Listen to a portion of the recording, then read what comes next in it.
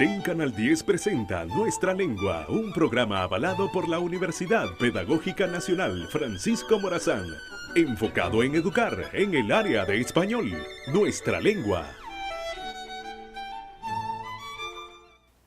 Estimados televidentes, sean todos bienvenidos a Nuestra Lengua. Este es un programa producido por la Universidad Pedagógica Nacional Francisco Morazán y transmitido en Televisión Educativa Nacional, Canal 10. Les saluda Éter Núñez y a continuación daremos paso al segmento Taller de la Palabra. Como de costumbre, les recuerdo los propósitos fundamentales de este programa educativo y cultural, que en general son dos. El primero, promover el uso adecuado y correcto del idioma español, y en segundo lugar, potenciar las habilidades comunicativas de la población hondureña. Estas habilidades comunicativas son leer, escribir, hablar y escuchar.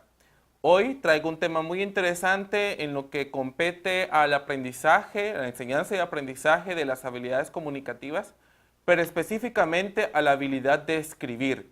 Si bien la lectura es un gran reto de enseñar y desarrollar en los educandos y en la población en general, escribir representa uno de los retos mayores para los profesores y, ¿por qué no?, también para los padres de familia. Sabemos que en nuestro contexto mucho se dice de la relación entre la lectura y la escritura, pero los estudios nos dicen que la lectura necesita instrucción directa, instrucción explícita, es decir, que los profesores debemos enseñar a escribir.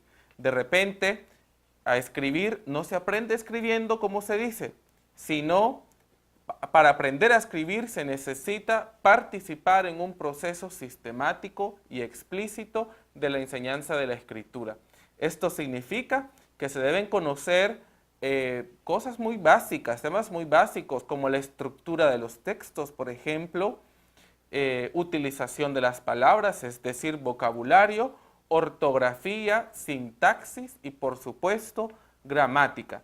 Es por eso que el día de hoy les presento 4 errores comunes que los universitarios cometen a la hora de producir sus textos científicos, pero también en general las personas cuando escribimos correos electrónicos, cartas comerciales, recordatorios o cualquier otro tipo de textos funcionales o que se utilizan en la vida cotidiana.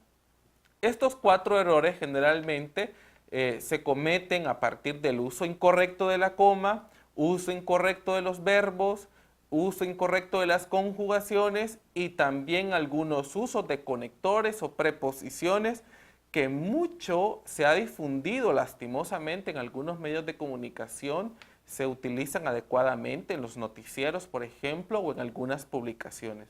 Vamos a estudiar esos 4 usos incorrectos y les voy a dar, por supuesto, algunas sugerencias de cómo usted puede mejorar la redacción en este punto. Vamos a mostrar en pantalla el primer error bastante común que se cometen en las producciones escritas. El primer error, separación del sujeto y del predicado a través de una coma. Esto es muy común. Y les voy a decir que el sujeto y el predicado han de ir juntos. Nunca tenemos que separar sujeto y predicado con coma. No se hace separar de coma ni siquiera cuando el sujeto sea demasiado extenso. Voy a leer un uso incorrecto y voy a leer cómo podemos corregir esta falta. El promedio mensual de los trabajadores de Tegucigalpa registró un aumento significativo. Vean ustedes que esa coma entre registró y un aumento significativo está separando el sujeto y también el predicado. Veamos entonces el uso correcto. El promedio mensual de los trabajadores de Tegucigalpa registró un aumento significativo. Observen ustedes que a pesar que el sujeto es muy extenso, no lo vamos a separar con coma precisamente para evitar una pausa que no es correcta en este tipo de producciones textuales o redacción de enunciados. Vamos a leer el segundo caso de faltas comunes en la redacción de diferentes tipos de texto. Yo veo que es muy común que se utilicen siempre números en lugar de letras para escribir cantidades, y esto lo veo principalmente en textos funcionales como recibos, cartas incluso, u otro tipo de textos. ¿Cuál es la recomendación de estilo a la hora de redactar y cuando nos encontramos con cantidades o cifras? Sugiero escribir hasta el 20. Hasta el 20 yo lo sugiero que escribamos con letras. Y cifras que van después del 20, yo sugiero que la escribamos en cifras. Voy a mostrar un uso incorrecto. Se entregaron 18 libros para cada escuela. Ese 18, lo correcto es que lo escribamos en letras. Por ejemplo, se entregaron 18 libros para cada escuela. Voy a sugerir que en la medida de lo posible utilicemos letras para escribir cantidades. Solamente si son análisis estadísticos o el tipo de texto exige escribir cantidades, cifras, voy a sugerir que utilicemos los números. Pero en general, por un tema de estilo, yo sugiero que utilicemos letras y no números. Vamos a mostrar en pantalla el tercer uso incorrecto o la tercera falta que cometemos en la redacción, y es uso proposicionales incorrectos. Hacer uso de preposiciones incorrectas como en base o por el contra, que he notado en algunos textos últimamente. ¿Cuáles son esos usos preposicionales incorrectos? Bueno, en base a, bastante en el discurso oral veo este error de en base a. También leo por el contra, esa falta que no sé de dónde surgió, pero la vez pasada lo leí en un artículo, no en un artículo, en un texto que un estudiante escribió. Y también en relación a. Todas esas tres son incorrectos. ¿Qué sugiero yo? Sobre la base de, también se estila con base en, pero no en base a. En lugar de por el contra, usar por el contrario. Es lo correcto. Y en relación a, utilizar mejor en relación con. Es más apropiado. Bueno, voy a finalizar con este cuarto error que también es algo común últimamente. Vamos a mostrar, y es la utilización del infinitivo introductor. Yo recomiendo que por estilo nunca comencemos un párrafo o un texto con un verbo en infinitivo, es decir, aquellos que terminan en ar, en er y en ir, ya que como sabemos esta es una forma no personal. No se debe utilizar este infinitivo, y en todo caso, cuando yo veo en una redacción dos verbos consecutivos, empiezo a dudar de ese tipo de estilo. Lo que yo recomiendo en general es que nunca escribamos dos verbos consecutivos. Sin embargo, si nos obligan por algún tema de estilo o por la redacción que lo exige, yo recomiendo que nunca empecemos con infinitivo. Es erróneo entonces decir afirmar que. Yo prefiero que escribamos deseamos afirmar que.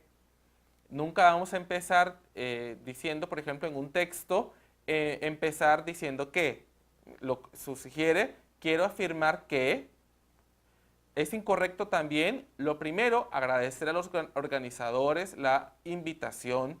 Es mejor, cabría decir que, en lugar de utilizar un verbo en infinitivo. Estos cuatro errores se han vuelto un poco comunes en la redacción de textos.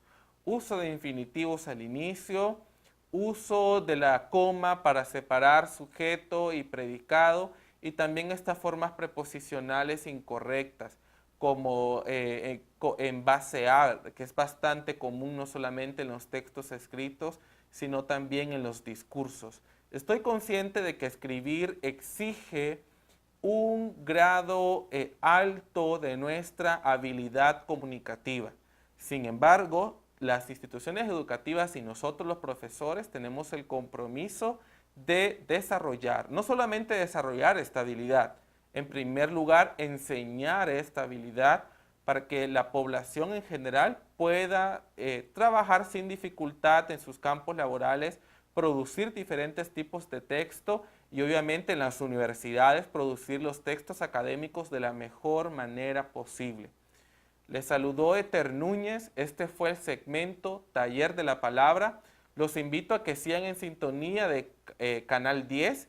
A continuación tenemos el segmento Novedades del Español, no se lo pierdan y nos vemos hasta la próxima.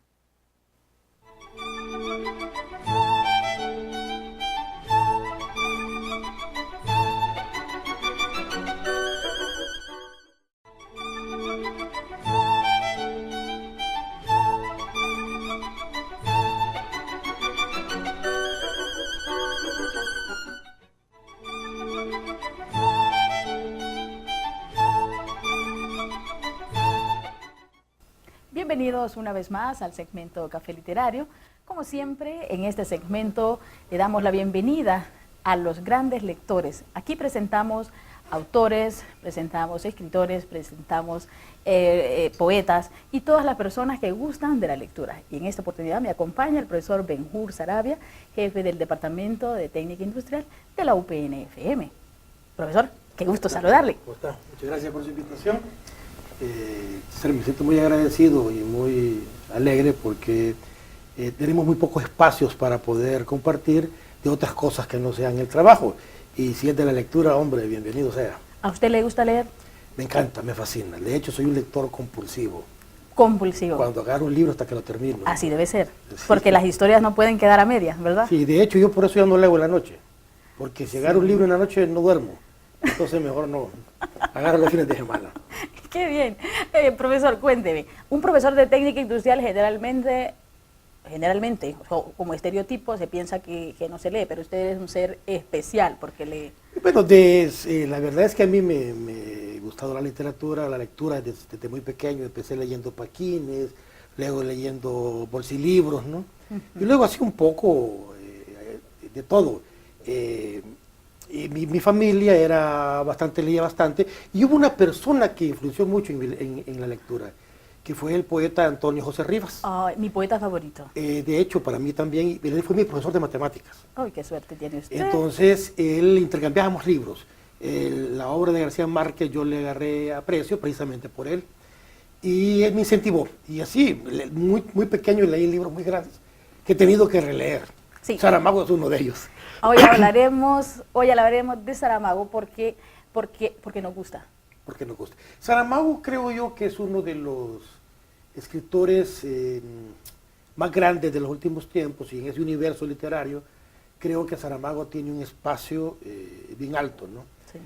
Porque abordó diferentes cosas desde su visión de mundo, su filosofía, el abordaje de la sociedad. Casi todos sus temas tienen que ver con eso, y sobre todo su narrativa, no solo con comas, no hay exclamaciones, Sí. no hay interrogaciones, y uno agarra un cuento o un libro y va como aquello trepidante, ¿no? Como que va montado en un caballo y sigue, no encuentra un punto para parar, Sí. y está así hasta que llega, se encuentra con el final del libro. Eso es lo que más me encanta a mí de Saramago. ¿Qué le gusta de Saramago especialmente? El estilo, el aporte, el hombre dentro de la sociedad, la temática. En primer lugar, creo que el hombre en la sociedad, ¿no? Recordemos que Saramago empieza como administrador, nunca empieza como escritor, periodista, y luego su activismo político, ¿no? Él es seriamente agredido durante la dictadura en Portugal, y aún así él nunca se jode ni renunció a sus ideas hasta el final de sus días. Y siempre tuvo una posición bastante imparcial, bastante objetiva, creía en lo que creía y no cambió. Entonces me parece que eso es lo más importante, porque él vivió lo que creía. Y se fue reflejado en sus novelas, en sus cuentos, en sus poemas. Se ve reflejado lo que él fue. Y luego tenemos, obviamente, en segundo lugar, su estilo, ¿no? Lo que hablaba de lo atractivo, aunque utiliza en algunos libros ese maniqueísmo, ese parabolismo, pero en la medida en que va escribiendo se va volviendo más, como diría yo, más aterrizado, tocando más temas de puntualidad, y la temática es sumamente diversa. Exacto, hablemos de la temática. Por ejemplo, en algunos libros menciona temas bíblicos. Y eso le trajo ciertos problemitas. Ciertos problemotes, diría yo. Sí, me parece que el libro que toca la cumbre en esto es El Evangelio. el Evangelio según Jesucristo. ¿Caín? En ese libro él en realidad nada más expone una visión de qué es lo que cree él, ¿no? Pone a un Jesucristo humano, donde nace por una mezcla de esperma entre Dios y José, donde tiene un montón de hermanos, donde experimenta el amor a sus 18 años con una prostituta que luego convierte y que la ama, ¿no? Y va contando todos los hechos del Evangelio, según San Lucas, San Marcos, de cuando sacó a los mercaderes del templo, la multiplicación de los peces y los pescados, pero a su manera, ¿no? O sea, por ejemplo, cuando cuenta cómo sacó a los mercaderes, esos que se dieron en la madre con sus discípulos, se enfrentaron. Entonces es un Dios humano, ¿no? Que mucha gente lo puede ver como blasfemo. Ahora, hay elementos espeluznantes, como la narrativa que hace él de Jesucristo en los 40 días, ¿no? Sí. Cuando se va en el mar y está con el diablo, conversa, y Dios le qué conversación de altura, ¿verdad? La que tiene. Y le dice, pues no, mira, aquí hay un determinismo que no podemos causar. Vos vas a ser un mártir, vos vas a morir, vos tenés que morir, Sí. porque es la manera que tengo yo para que la gente crea en mí y que seamos millones. Incluso la parte que me parece que es lo más delicado que toca Saramago, cuando el diablo le plantea, Dios, pero yo también puedo acrecentar mis predios, y si vos me perdonás, yo voy a ser tu servidor fiel, nunca te voy a traicionar, Dios no tiene que morir, no tiene que pasar esto y lo otro. Mirá lo que va a pasar con la Santa Inquisición, con las cruzadas, cuánta gente va a morir en tu nombre. Y Dios le dice, no puede ser. Yo quiero más bien que seas más malo, porque el diablo es el diablo siendo el diablo, y yo voy a ser yo siendo yo. No puede existir uno sin el otro. Sí. Entonces, ese tema causó gran furor. Sí, y además Caín, el otro personaje bíblico del que nadie quiere hablar, porque es un personaje, uno de los personajes odiados por la relación que tuvo con su hermano Abel. Entonces, y él escribe un libro y Caín ya no es tan malo como lo plantea el texto bíblico. Entonces presenta perspectivas diferentes, otra forma de ver el mundo y que lo pone a pensar. A mí me parece que lo más importante, porque incluso esto, él no renuncia a lo divino. Sí. Cuando él plantea, que en este caso del diablo, de que lo perdone, lo que estamos viendo es el perdón que busca el ser humano a Dios, la esencia del hombre por ser bueno, porque no hay un hombre totalmente bueno ni totalmente malo. Hay el yin y el yang, ¿no? Sí. Entonces me parece que esa esperanza que nos da Saramago cuando dice, si Dios está esperando da el perdón al diablo, ¿por qué nosotros no? Sí. Entonces tampoco, me parece que no podemos ir a los extremos. Sí, es esa situación que tiene Saramago. Hay un libro magnífico que a mí me encanta, y yo sé que a usted también, Ensayo sobre la ceguera. Sí, qué libro, qué novela. Es formidable, se sale un poco de lo que él escribe, un análisis sociológico desde el punto de vista colectivo y desde el punto de vista individual, ¿no? Sí. Cómo nosotros cuando nos vemos en la miseria, cuando nos vemos en problemas, tratamos de defender a nosotros mismos y tratamos de acudir a los demás. Pero surge en el interior el verdadero yo que llevamos dentro. Y ese yo no es tan bonito como debería ser. Es bastante malo, bastante malo. Es más, y hay otra cosa que a tiempo tomamos el cafecito. Ajá. Muy bueno. Que es importante ahí es el caso del poder por el poder. Sí. Cómo para parar la infección son recluidos, ¿no? Sí, a cuarentena. A cuarentena, sí. y son muertos. Sí. O sea, el ejército les tira encima, sí. Viven en condiciones de miseria, y sobre todo la bondad, no sé, porque para mí sí es el personaje, es bien interesante cómo esta señora, la mujer del médico. La mujer del médico, a través del amor por su esposo, sí. Va guiándolos a todos, porque es la única que ve. Sí. Es la única que ve, y aún así ve hasta la infidelidad. Sí. O sea, me parece que es la dignificación de la Sí, mujer, sí, que muy poca se ve en ese momento. sí. Es un libro espectacular. Espectacular. Es una lectura obligatoria, imprescindible para todo aquel que quiera conocer a José Saramago. Pero una pregunta, profesor. ¿Hay que estar bien vitaminado para leer a Saramago? Sí, sí, sí. Yo empecé a leerlo muy temprano y no lo terminé, no lo terminaba. No recuerdo qué libro fue, creo que fue la Caverna, me parece. Ajá. Fue en los 80 por ahí. Y sí, tuve que pararme Ujú. y releerlo, porque sí, bastante espeso. Sí, sí. Pero una vez que le agarra a uno el trámite, no para. Si lo lleva, yo asumo leer a Saramago es montarse en un caballo salvaje que empieza a cabalgar, a cabalgar, a cabalgar, a cabalgar, y aquel montón de obstáculos que van pasando, y uno espera un momento para detenerse, hasta que por fin termina el libro. Y aún así queda, o sigo cabalgando, o a cuándo viene la otra aventura con este caballo. Es formidable a lo que lo lleva Saramago aún. Sí. ¿Un último consejo para los lectores? Yo recomendaría que comenzaran a pesar de que es de sus últimos libros, Ensayo sobre la ceguera, porque sí me parece que el lenguaje es más suave, incluso el compromiso político no es tan grande, y es fácil de leer, de seguirlo. Hay otros que son un poco más complejos, pero yo recomendaría que comenzaran con ese y de que pues siguieran hasta que lo lean todo. Yo tengo algunos compromisos todavía, creo que me faltan unos 2 o 3 libros.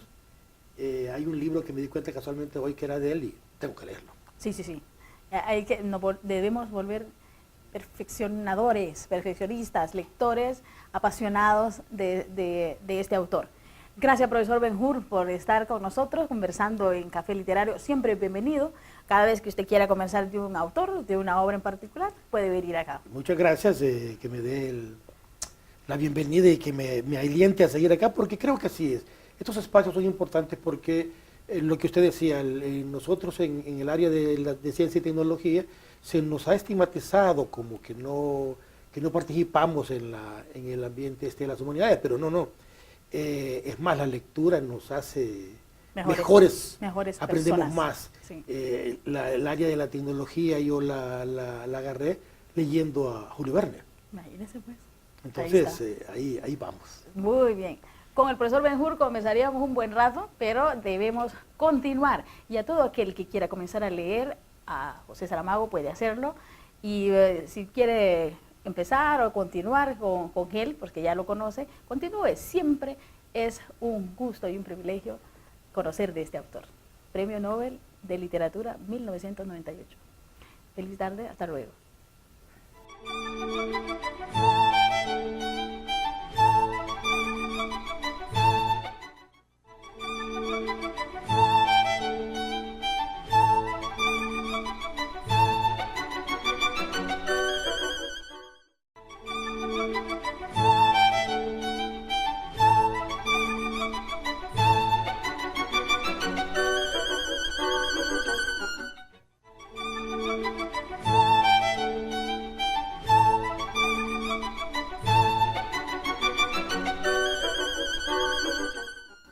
Sean bienvenidos nuevamente al programa Nuestra Lengua. Nos encontramos en el cuarto segmento, Salgamos de Dudas, donde estaremos desarrollando preguntas de su interés sobre el uso del idioma español. Recuerde que usted puede ser parte de nosotros enviándonos comentarios, sugerencias, preguntas a nuestra página de Facebook.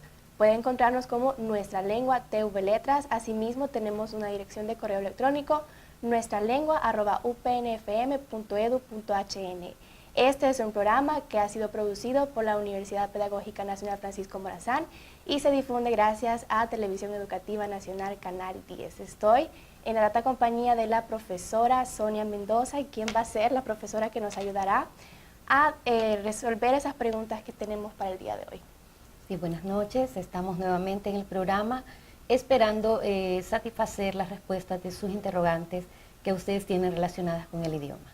Recuerde que usted puede participar en la trivia que está publicada en nuestra página de Facebook, a la cual le daremos lectura a continuación.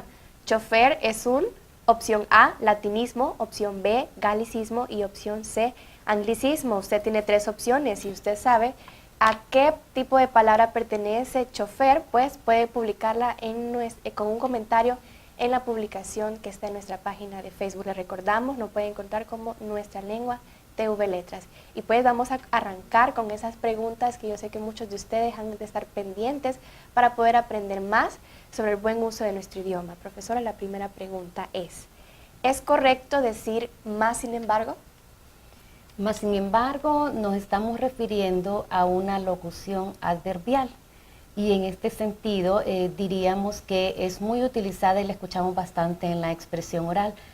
Y en este caso las conjunciones que forman esa locución adverbial denotan oposición o diferencia entre la frase que precede y la que sigue. Ambas son palabras sinónimas de pero y no obstante. Así es.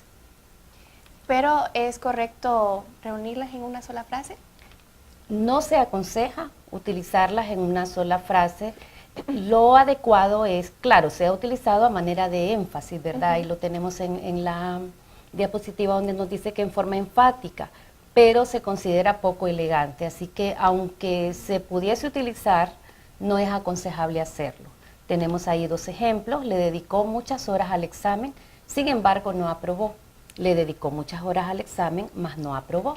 Estas serían unas maneras de sí poder utilizar esa locución en el primer ejemplo, pero procurar no hacerlo con toda la frase de locución adverbial de más sin embargo. Entonces repetimos, lo ideal, ¿verdad?, o lo aconsejable es solo utilizar sin embargo, aunque, ¿verdad?, pudiese ser de manera enfática ya utilizarlo con la conjunción adversativa más, pero se recomienda no hacerlo, sino que solamente utilizar sin embargo. Y debemos saber también que la palabra más es un monosílabo, porque en unas veces va tildado y en otras no. Vamos a tildarlo cuando sea un adverbio o un adjetivo que denote superioridad. En cambio, no va tildado cuando lo utilizamos con un adverbio de la ocasión que significa oposición. Sí. Sí, y vamos a decidirnos entre más o sin embargo. No, ni pero, más, sin embargo, que a veces reúnen esas 3 palabras. Sí, o sea que más cuando equivalga a pero sin tilde y más cuando sea adverbio de cantidad con tilde. Así es. Bien, pero vamos a decidir, vamos a utilizar pero, más o sin embargo. Sin embargo. No obstante también se puede utilizar. Y pero. Sí. Algo que agregar es que siempre que utilicemos alguna de estas locuciones adverbiales, siempre le sigue una coma, ¿no? Una coma, así es. Sí. Siempre vamos a escribir una coma después de pero, más, sin embargo y no obstante. Bueno, entonces ya estamos esclarecidos, no es correcto y se considera poco elegante utilizar pero, más, sin embargo o más, sin embargo. Sí. Combinar estas expresiones. Sí, es que estaría como repetitivo, o sea, si así lo hacemos de esa manera, entonces la coma antes, en el caso de pero, la coma va antes. Entonces sería como repetitivo utilizarlas todas, preferiblemente una de ellas para evitar esta repetición. Muy bien, gracias profesora, vale mucho tener en cuenta esta respuesta que acabamos de brindarles. Vamos a continuar con la siguiente pregunta. ¿Es adecuada la locución lo que es? Lo que es. En este sentido no, ¿verdad? No podemos utilizar esta locución, salvo pues cuando hay una construcción innecesaria de esta frase y esta frase no nos modifica un significado, no es aconsejable utilizarla. Ahí tenemos ese ejemplo donde no es correcto el uso. Y nos dice, hoy recorreré lo que es la vía olímpica. Explicó lo que son los valores morales.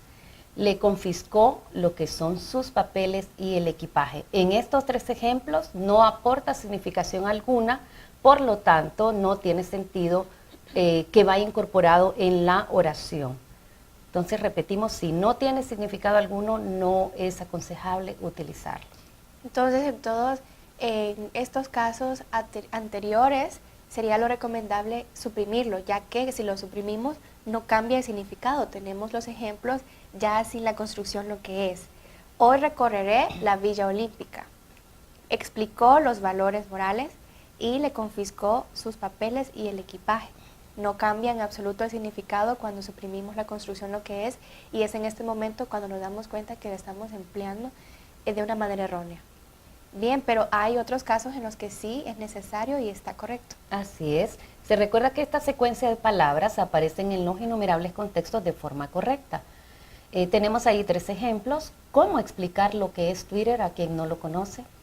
A quien no lo conoce. Me enseñó lo que es la amistad. Lo que es más importante es que está bien diseñada. En estos ejemplos sí podemos considerar que la locución está correctamente utilizada, porque sí aporta un significado a toda la oración o a toda la frase. Pero cuando está de más, entonces no es necesario utilizarla, ¿verdad? No aporta en ningún sentido el significado y más bien se convierte en una muletilla.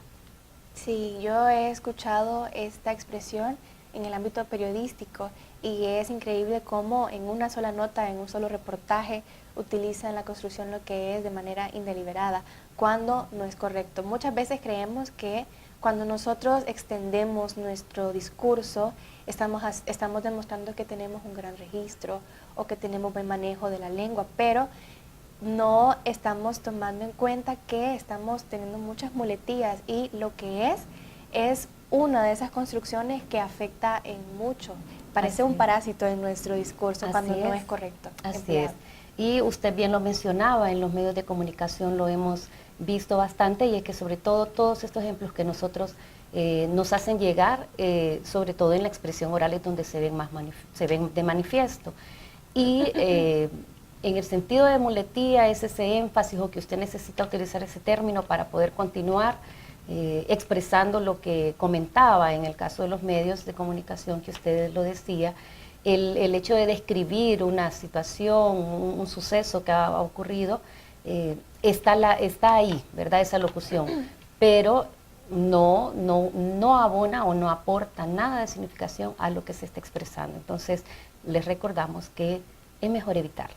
Sí, y antes de corregir a alguien debemos de saber si está bien empleada, porque muchos compañeros cuando estamos escuchando un discurso, escuchamos esta construcción que puede estar bien empleada y las personas ya dicen, no puede ser, agregó lo que es, y eso es imposible de añadir en nuestro discurso, pero sí hay casos en los que la profesora mencionó que sí es admitido y hay que verificar siempre el contexto en el que lo utilizamos. Así es. Abordada esta pregunta, damos paso a la siguiente. Profesora, ¿es lo mismo currículo que currícula?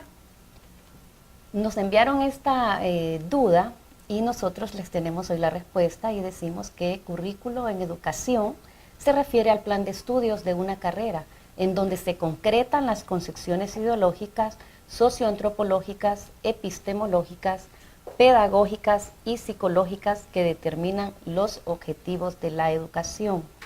Hemos escuchado, ¿verdad?, que el empleo de la palabra currícula, pero diríamos que en este sentido el término pues no estaría bien utilizado.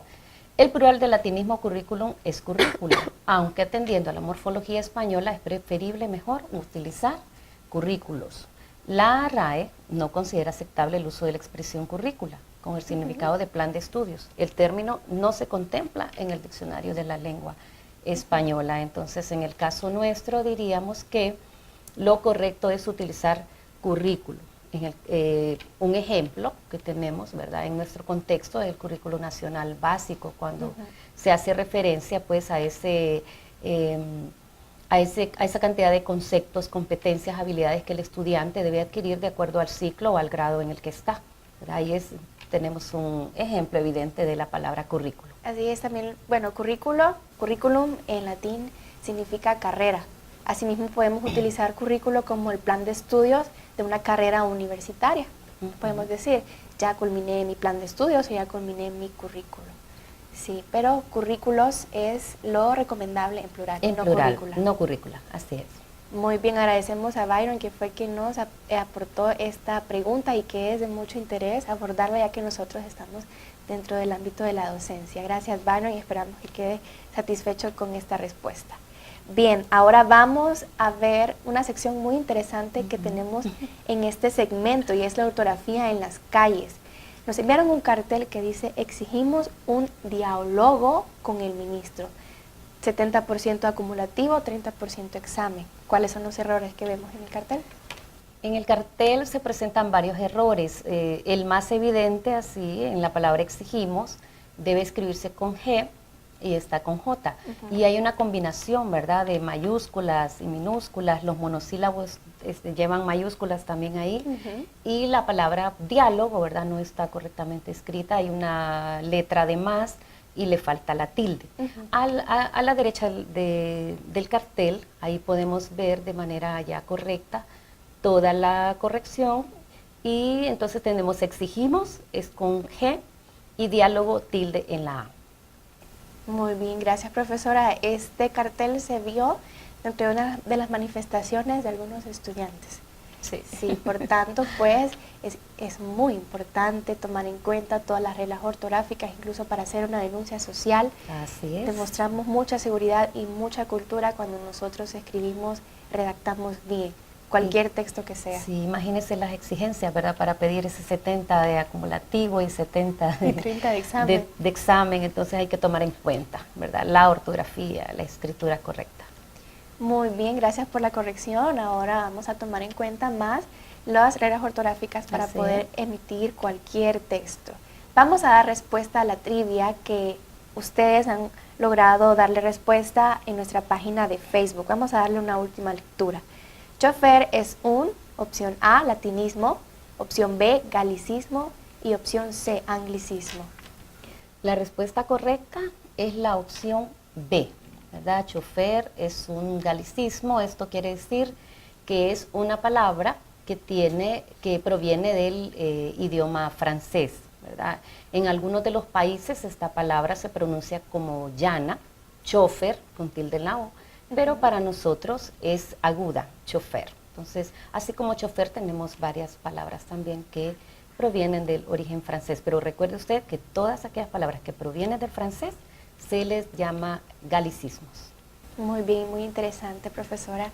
Bien, esto ha sido nuestro programa por hoy.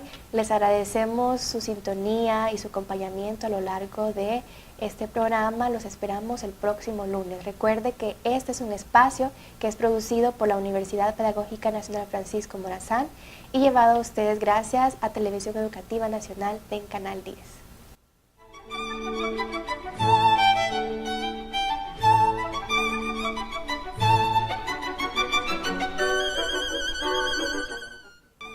TEN Canal 10 presentó Nuestra Lengua. Los esperamos el próximo lunes a las 8 de la noche por TEN Canal 10.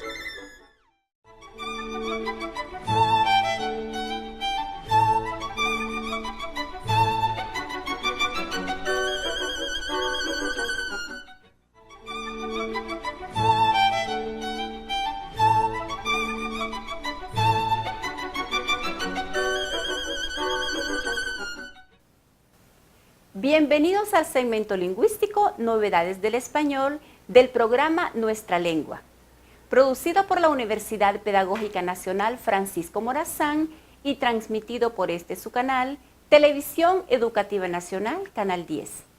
Les saluda Iliana Marisa González. En el segmento de hoy hablaremos de las palabras lluvia y familia, ya que en el mes de mayo dio inicio la temporada lluviosa en nuestro país. Y el 15 de mayo se celebra el Día Internacional de la Familia. El diccionario de la lengua española define la palabra lluvia como agua que cae de las nubes. A continuación, datos etimológicos, semánticos e históricos de la palabra lluvia. De acuerdo con el diccionario etimológico, la palabra lluvia viene del latín pluvia, con la típica palatalización en elle del grupo PL, vocablo vinculado al verbo impersonal pluere, cuya variante vulgar dio el verbo llover. Palabras como pluvial e impluvio comparten su raíz. El verbo pluere se vincula a una raíz indoeuropea pleu, asociada al significado de fluir, que es la misma que los indoeuropeístas ven en la palabra latina pulmo, pulmonis, que nos ha dado pulmón y pulmonía. De acuerdo con el Diccionario para la Educación Ambiental de Rafael Barla Galván, la lluvia ácida es el fenómeno contaminante que se produce al combinarse el vapor de agua atmosférico con óxido de azufre y de nitrógeno, formando ácido sulfúrico y ácido nítrico. Cuando estos caen sobre la superficie en las diversas formas de precipitación, afectan negativamente a los lagos, los árboles y otras entidades biológicas que están en contacto habitual con las precipitaciones. Estas reacciones se producen sobre las zonas donde se queman combustibles fósiles, como aquellas donde hay centrales termoeléctricas o complejos industriales. En el mar, la lluvia ácida provoca la destrucción del plancton, mientras que en ríos y lagos causa la muerte de peces y otros organismos vivos. Sobre las ciudades provoca la corrosión de la piedra y las obras de monumentos y edificios. Los óxidos de azufre y nitrógeno que emiten las plantas de energía eléctrica, diversas industrias y los automóviles reaccionan con el agua de lluvia y forman ácidos con pH menores de 4 a 4.5. A nivel de su campo semántico encontramos sinónimos: lluvia, aguacero, chaparrón, chubasco, precipitación, borrasca, tormenta, tempestad, tromba, calabobos, diluvio, afluencia. Diferentes acepciones: lluvia de estrellas, aparición de muchas estrellas fugaces en épocas determinadas y en ciertas regiones del cielo. Lluvia de oro, variedad de orquídea de grandes hojas lanceoladas y numerosas flores pequeñas y amarillas. Lluvia meona, llovizna, calabobos, sirimiri. Lluvia radiactiva, conjunto de partículas contaminadas con material radioactivo que caen sobre el terreno como resultado de una explosión nuclear. En el libro La lluvia de Eduardo Wilde, 1844-1913, leemos: no hay tal vez un hombre más amante de la lluvia que yo. La siento con cada átomo de mi cuerpo, la anido en mis oídos y la gozo con inefable delicia. Cuando estaba yo en la escuela, tiempos duros aquellos, y comenzaba la lluvia, el maestro, un terrible maestro, se distraía o se dormía con el ruido narcótico del agua, y mi Catón, mi Robinson Crusoe y mi Plana se retiraban al infinito. Yo solo existía para adormecerme con la elegía de la lluvia. Yo habría querido petrificar mis sentidos y que la lluvia continuara eternamente. El diccionario de la lengua española define la palabra familia como el conjunto de ascendientes, descendientes, colaterales y afines de un linaje. Seguidamente, datos etimológicos, semánticos e históricos de la palabra familia. De acuerdo con el diccionario de la lengua española, la palabra familia viene del latín familia. Es una palabra derivada de famulus, que significa sirviente o esclavo. La palabra familia era equivalente a patrimonio e incluía no solo a los parientes, sino también a los sirvientes de la casa del amo. Y por extensión se aplica a la casa misma con todas las personas, libres o esclavas, que en ella habitan. A nivel de su campo semántico podemos identificar sinónimos: prole, parientes, sucesión, parentela, ascendientes, descendientes, progenie, dinastía, parentesco, comunidad, clan, grupo, tribu, orden, especie, clase, género, categoría, rama, colección. Antónimos: orfandad. Diferentes acepciones: familia de lenguas. En lingüística, conjunto de lenguas que derivan de una misma lengua. La familia de lenguas románicas. Familia de palabras, o familia léxica. Cargar o cargarse de familia, tener muchos hijos. De buena familia, dicho de una persona de antepasados que gozan de respeto y estimación social. En familia, sin gente extraña, en la intimidad, con pocas personas. En 1993, la Asamblea General de las Naciones Unidas decidió celebrar el Día Internacional de la Familia el 15 de mayo, con el objetivo de aumentar el grado de concienciación sobre los temas relacionados con la familia y con ello fortalecer los lazos familiares. Agradecemos su gentil atención y les invitamos a una próxima emisión del segmento lingüístico Novedades del Español.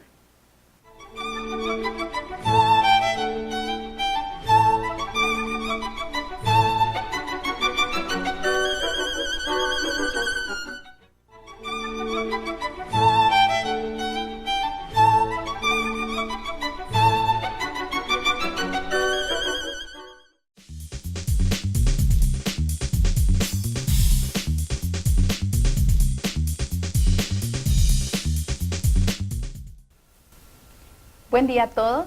La Universidad Pedagógica Nacional Francisco Morazán, desde hace un par de décadas, ha venido desarrollando algunos procesos de autoevaluación y evaluación externa que le han permitido mejorar el ejercicio de su autorregulación institucional.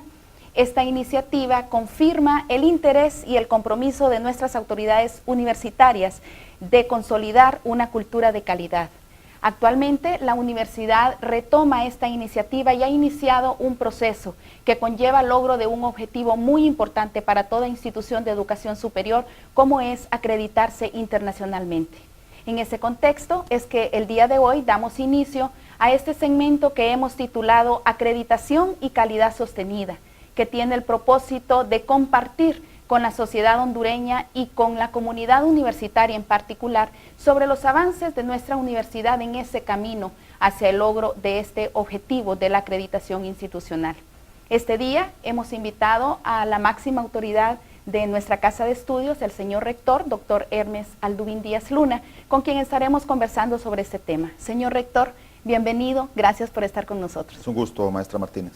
¿Podría usted ampliarnos sobre este tema de acreditación institucional, lo que implica para nuestra universidad y hacia qué apunta la universidad con este proyecto académico? Bueno, este proyecto académico es un compromiso que el equipo de rectoría ha asumido, avalado por todo el Consejo Superior Universitario, donde está representado los distintos departamentos académicos, los centros universitarios regionales que tiene la universidad a nivel nacional, y lo hemos visto como una nueva fase de trabajo que UPN está impulsando en este momento, dado que las reformas que se han dado en el sistema y los indicadores de logro educativo en el país necesitan que la universidad que forma profesores necesita replantearse la formación profesional para cada uno de los niveles educativos. Es así que hemos buscado los mecanismos y hemos encontrado que a través de varias décadas UPN ha venido impulsando procesos de autoevaluación y evaluación de carreras y de programas a través de la unidad técnica que el SUCA ya tiene, digamos, disponible para tal efecto para todas las universidades públicas en la región. En esta nueva etapa estamos buscando hacer un proceso de autoevaluación y evaluación con miras a la acreditación a través de la agencia HCERES, que es una agencia europea radicada en Francia, con la cual estamos trabajando actualmente. ¿Qué significa para una universidad de educación, para una institución de educación superior como la nuestra, doctor Hermes, el acreditarse en términos prácticos? ¿Qué implica para esta universidad? Bueno, es cumplir con el mandato que el Estado nos ha dado de ser transparentes y rendir cuentas a la sociedad sobre los dineros públicos que nosotros recibimos en términos de formación. Y para eso se necesita entonces que la universidad como la nuestra cumpla con un sistema de indicadores donde se vea de manera transparente el impacto de la formación y cómo las personas que estamos formando aquí como futuros profesores van a desempeñar su trabajo de una manera eficiente en el sistema educativo nacional. Muy bien, agradecemos al señor rector su participación en este día y les invitamos a seguir pendiente de este segmento Acreditación y Calidad Sostenida, donde estaremos conociendo más sobre este importante proyecto para la Universidad Pedagógica como es la acreditación institucional.